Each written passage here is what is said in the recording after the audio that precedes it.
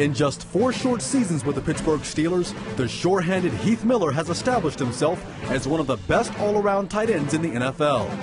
Since his rookie season in 2005, he has won 2 Super Bowl rings and helped the Pittsburgh Steelers become the only franchise in NFL history to win 6 Lombardi trophies. The last 5 minutes, Super Bowl 43. Tell me what's going on through your mind. Well, I dropped the pass earlier in the game, so I keep, and it was near the goal line too. We ended up kicking a field goal, so I was probably recalculating the score. Like, man, if I would have caught that pass and scored, we would have been up by 4 more points than we were at the time. But it was pretty amazing. You know, I don't remember much about it aside from the catch. Yeah. So it's a pretty cool feeling. Yeah. When did you start playing football? I started playing football in the 2nd grade. Wow. So I've been playing a long time. My mom gave some stipulations, so I look like a mummy out there with all the pads I had to wear in order to play, but that's when I started.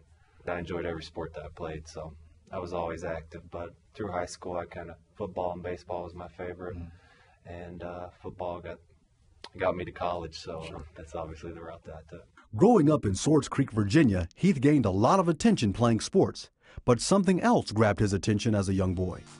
Maybe it was a Bible school or something that I was going to, and just heard the story, kind of one of those stories where it asks, what are you waiting for? You believe the word, then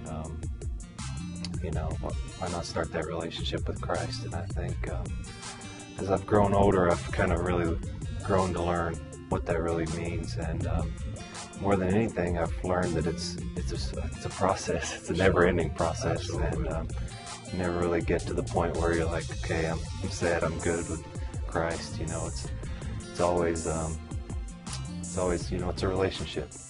But Heath struggled with his faith throughout high school and during his 4 years at the University of Virginia. Through the high school years, like I said, when you're not sure of yourself and you're trying to fit in and you're trying to, you don't want to be the guy who says, no, I can't do that, or no, I don't want to do that. Sure. And throughout college, even the same thing. Heath had a successful run at the University of Virginia. In his final season, he won the prestigious Mackey Award, given to the nation's top collegiate tight end. NFL teams took notice of Heath's record-setting success in college, so much so that the Pittsburgh Steelers selected him in the 1st round of the 2005 draft. Miller was instantly catapulted to the limelight when he started making catches and playing a major role in the offense. Eventually, he helped his team win their 5th Super Bowl title, and it was during that season with the Super Bowl champs that he turned back to his childhood faith. I think it maybe wasn't until I came to Pittsburgh and maybe had a fresh start that I realized, there's more to life than what's on the surface, and that's kind of when I started to maybe search and kind of realize God's still here. He hasn't left me this whole time, and maybe started to pay more attention to him and put things in perspective there. But winning the Super Bowl in his rookie year brought a different reaction from Miller than you might think.